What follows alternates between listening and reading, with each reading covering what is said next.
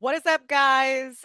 Dr. Nicole here. So I did a podcast more recently, and I was talking about how symptoms are not just physical and that there is a psychological connection to it. And this was based off of some of the work of a doctor that created Germanic New Medicine. And I wanted to preface with that as I start here because I had a theory. It is a theory, still a theory. So so you guys know, this is a thought-provoking podcast. And this is not for me to say, oh, here's the scientific study behind it. This is something that is more thought-provoking. Really, everything I talk about is all about being thought-provoking because your interpretation of it and how it affects you in your life it's different. But I had a theory that we have a person in our lives from our past that we can peg and say,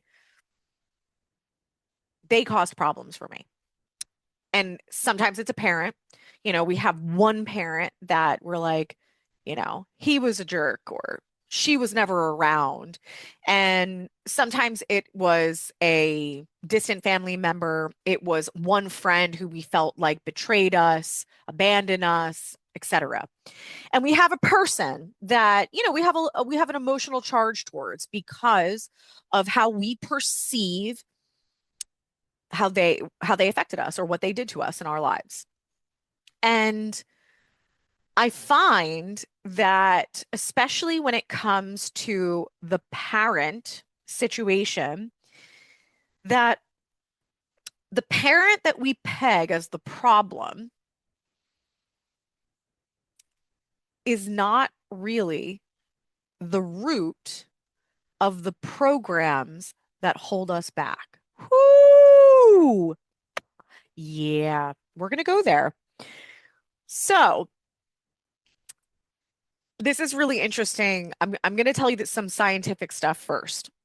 So, the Germanic new medicine, one of the things that he proved in his work, and this was through brain scans, is that the left and the right side of your body are synonymous with male and female energy. When you get into some people's work that is just it's a little bit more ambiguous. They will say that the left side of the body is correlated to the feminine.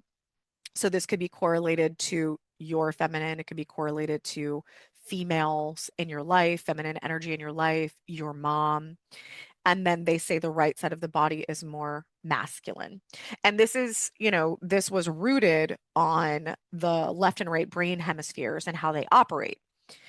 But the thing is that your handedness, your dominant side, your dominant hand actually plays a role in which side of the body is feminine versus masculine. And I thought that this was actually very interesting because this generalization of the left side of your body is correlated to feminine and the right side of your body is correlated to masculine didn't always add up because I've worked with thousands of clients and I've inquired about this information and it just didn't always add up. And so essentially, what he showed is that if you are right hand dominant, then you have the left side of your body, which is going to be your feminine, which is if you have a lot of symptoms on the left side of your body or symptoms in the organs of the left side of the body, that is going to be correlated to mother child, your mother and your child. It could be you as a child, or it could be also your own children. This is all going to make sense shortly. And then there's the right side of the body in someone who is right hand dominant, which would be correlated to partner. This could be business partner, romantic partner, social partners, for aka friends. And this would be more partnerships. So if you had, scars from romantic relationships and things like that, that could manifest more on the right side of the body or the organs of the right side of the body. But if you're left hand dominant, it's the opposite. That means the right side of your body is going to be correlated to the feminine energy of mother child. And then the left side of your body is going to be correlated to partnerships. So just wrap your head around that for a moment, depending on if you're left-handed or right-handed. This is actually very interesting as well, is there are a lot of people, especially musicians, and I'm trying to think what was the other one, like musicians and some people in different technical fields that they will actually be left-hand dominant when they're young, but they train themselves to be right hand dominant because of their either their profession or their hobbies, etc. So this is actually something that's very interesting because you can get mixed information if that is you. Especially if you're a drummer, percussionist, you can easily, it's hard to tell which is your dominant because you probably use both sides equally. So a couple of tests that you can do is you when you're this is always hard to try to do it yourself. It's almost like you should tell someone that your partner or someone you're with a lot and just say, "Hey, the next time I clap, observe this, or next time I pick up our kid, observe this." So one of them is clapping with whatever your dominant hand is. So if you're like you usually people have one hand that's sitting still, and then there's the active hand that's hitting the other hand. The active hand is usually a sign of the dominant. And then there's also when you pick up a child, and if you tend to have your hand on one side of their back, or you use one hand consistently to, pat their back, stroke their back, hold their head, hold the back of the neck, that's also another sign of your dominant hand. It's actually interesting because my husband, um, he is quote unquote right-handed, but when I didn't tell him, I started to observe, and he was definitely left-handed when he was a kid, but trained himself to be right-handed because we live in primarily a right side dominant world. And when this happens, this can actually really compromise your hemisphericity, left and right talking to each other. And this is kind of interesting because he had a lot of developmental things when he was really young, for those of you that don't know. And in addition to that, he ended up having a lot of concussions as well. So it's kind of interesting because then his brother is the same, his middle brother. He was left-hand dominant. He was very left-hand dominant, they knew. And then he trained himself to be right-hand dominant because he was specific things that he was into. So essentially, what this doctor proved is that when you are, if you're actually left-hand dominant and uh, originally, and you train yourself out of it, it can actually mess with the synchronization of your left and right hemispheres, which can create a lot of issues with mental health. So, fascinating point. But overall, one of the things that the reason why I was pointing this out is that um, a lot of times I will observe this in clients, and they'll have tons of things on one side of the body. Oh, I always hurt this side of my body. I don't know what's going on. Why am I such a klutz? Da da da. And the average physical therapist, chiropractor, osteopath would say, "Oh, it's cerebellum weakness because, the side of your cerebellum is going to correlate to that side of the body, and if you have cerebellum weakness, then that's why you're going to have all your injuries and all your issues on one side of the body." Yeah, okay. That's a possibility for sure. But when you start to ask better questions, you can find that there are these deeper layers that are going on from more of the psychological perspective. So in my life, my dad was the villain. When we were young, he was the very strict, very intense, and, you know, just the enforcer. He was mean, um, definitely very intense, from a perspective of like verbal abuse. And there was a lot of things. It was very easy to be like, "You're the problem. you're an asshole, you fucked me up, et cetera, et cetera. And, if you ever asked me about my mom, I probably really didn't have much to say. And then even later down the line, again, as I learned more, I was like, yeah, I guess with my mom, really, it comes down to, she shaped me in the perspective of I didn't want to be weak because the way I observed her was just allowing her husband to be the dictator, allowing her husband to, you know, do whatever he wanted. And she just shut her mouth and didn't say a word. And so I looked at it as weakness. And so I ended up having a lot of things on the left side of my body. And I didn't understand why. I'm like, I don't have any problems with my mom. My dad was the one who was the jerk. And as I got deeper into it, I started really thinking about it just for myself. And I'm like, what if, he was the quote unquote villain, but the behaviors that I observed in her was actually something that created a deeper scar in correlation to what I thought about femininity and what I thought about feminine energy. And so then, of course, my husband, being the human behavior guru that he is, he says, "What's the first word that comes to your mind when I say the word feminine?" And I was like, "Weakness." He's like, "Yep. Well, it's safe to say that that's a deep scar." And so I just kind of sat with this for myself. And then I started to observe. And I started with observing in some friends and some family members. You know, I still have a lot of really close friends from childhood, and they have that one parent, they have that one parent. They're like, you know, they were this or they were that, or they created all these problems and they were unfair to me. And then they ended up having more psychological conflicts that were actually caused by how the other parent responded to the quote unquote villain.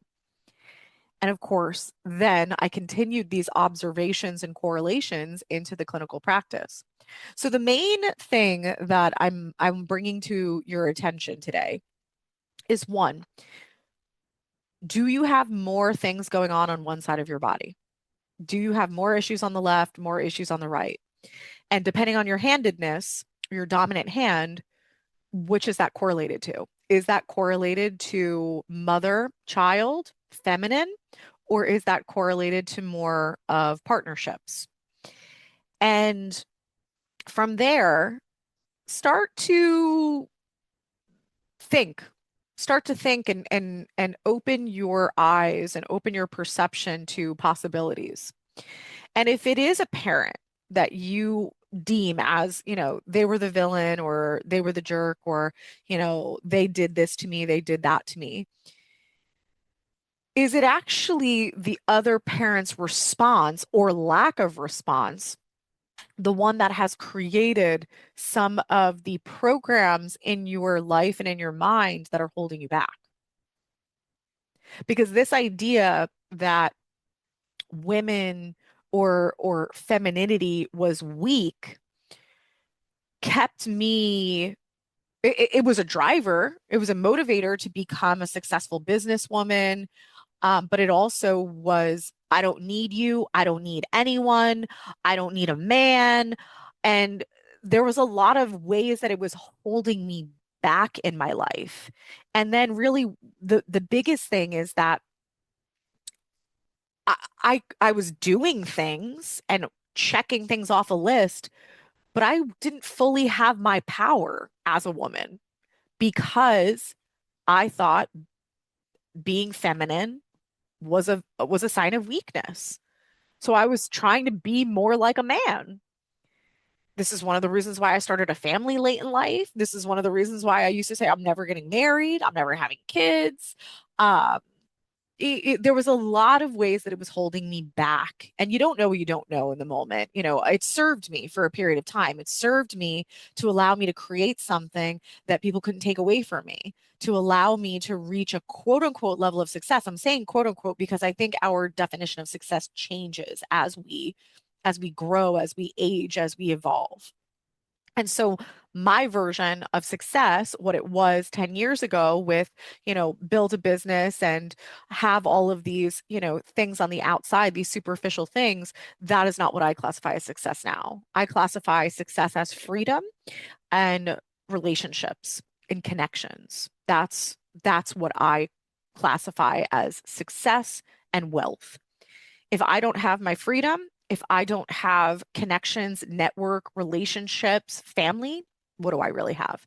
That's for me, that's my opinion, and that's my evolution. So, this isn't about going from this parent was the one that caused all my problems or this person to now it's this person. That's not the point of this. The point of this is for you to sit back and stop giving your fucking energy to being a victim to whatever you potentially have been a victim to. I had this conversation with someone the other day. I'm like, the amount of energy that you spend saying he did this and the reason why I operate this way is because of him and because of what they did and what he said and this and that. I'm like, if we could reroute that energy to allow you to step into your power and to learn the lessons that you need to learn so that you can turn them into opportunity, we're going to be way better off because giving energy away saying this person caused X is not benefiting you. And really, at the end of the day, we should be thanking these people that have created hardships in our lives because they've essentially shaped who we are. And they shape who we are and they allow us to have the opportunity to grow and surpass this and also to learn from it so that we don't experience it again in the past. You know, pain is something that is one of our biggest teachers. And, it's not that we need to go through pain, it's just we have to think about it for what it is. Pain is something that is presenting itself because your vision is tunneled. It's not looking at the big picture. And if you can look at the big picture and you can shift your perception around it, then you can learn the lessons and turn your challenges into opportunities. But also, if you understand that there is no one person that caused the problem, that one, there is another counterpart, especially in a parenting situation. And then also, you're a player in it. So it's either you and that person, or it's you and both parents. There's no one parent who's the angel, and there's no one parent who was absolutely horrible. They both played a role. They both played an energy dynamic. They both played a balancing act. If one had to be the strict enforcer villain, and it's because the other one was just do whatever you want and, don't tell him or them that I'm going to let you do this. If both of them met in the middle, you wouldn't have to have one person on one extreme and the other on the other extreme. Everything is about balance. This is proven in physics. So it's just stop putting one person in your life on a pedestal and then the other one, down in the shitter. And it's also just understanding, oh, okay, I see these observations that I made. I observed that this person was a jerk. This person was weak. I observed that this person was abusive and this person was nurturing. I observed these things. Okay, great. What do you learn from it? What is the bigger perception when you zoom out? Is it really that that person was just abusive and this person was just a nurturer? Or was it that this person was compensating for this person acting a certain way because they didn't have enough confidence and strength to stand their ground to say, this is not something that we tolerate in our lives? Well, can you learn from that? Can you learn how to have your own confidence and your own strength and to walk away from toxic situations and toxic people? That has been my biggest lesson, is that it's not that my mom was weak and my dad was an asshole. It was the fact that it really came down to the balancing act. It was just he was going to run around and act a certain way because he was lost and had a lot of his own deep-rooted emotional scars. And he didn't have anyone there to say, this isn't this isn't going to be tolerated. This is not how you treat people. This is not how we're going to treat our kids, and this is not the standard we're going to set for our kids. So I always say conflict avoided is conflict multiplied. So one parent just being docile and silent is not the angel. They're not the nurturer. They're not the nice one. They're showing you lack of confidence, lack of security. They're showing you what it looks like to tolerate bullshit and toxicity in your life. And so this person is going to still be the bully, the asshole, the jerk until the other person rises up. And again, when you're in a parenting situation, of course, you're just surrounded by all of that energy. But all we could do as individuals, especially now grown up, is look at that and say, okay, I see it for what it is,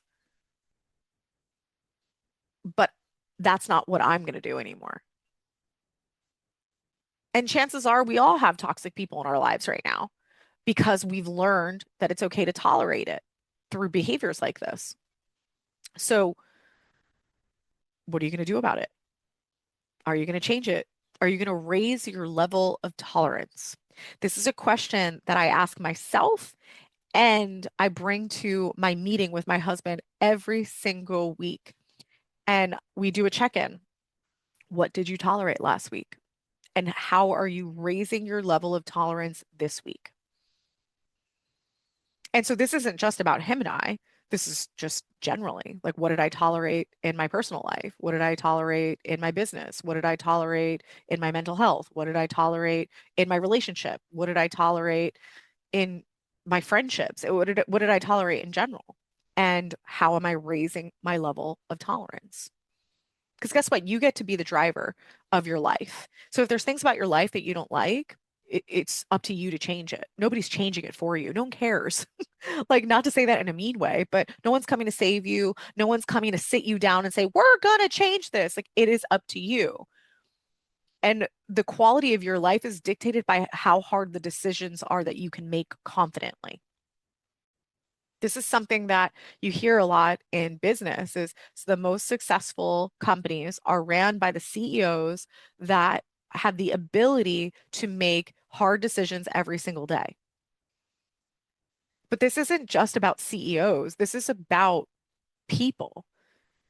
The quality of your life will be dictated by the quality of your questions that you ask yourself every day, but it's also dictated by the ability to make hard decisions confidently. So, AKA, you make a decision and you stand behind it. You don't backpedal because someone said, "Oh, that was mean," or "Oh, you shouldn't do that."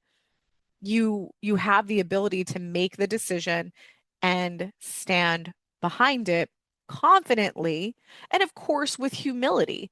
This isn't about running around and steamrolling people and, making really crazy intense decisions that potentially harm others.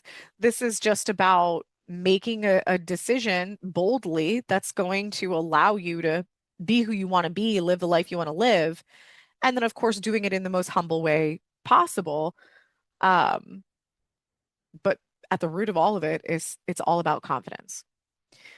All right, guys. So I hope I didn't totally mind fuck you. But again, this was all about just being thought provoking, getting you guys thinking differently about people in your life that still have a level of control on you. And I only say they have a level of control on you because they can take your energy really easily. They're a quote unquote trigger. And so if we could be free of those triggers and we could be free of that, of giving our energy away, we have so much more energy to custom curate the life that we want and be the most present in our current relationships, our children's lives, our relation or our romantic relationships, etc. And that's really most important, is being able to give your energy to the people that deserve it and not the people that don't.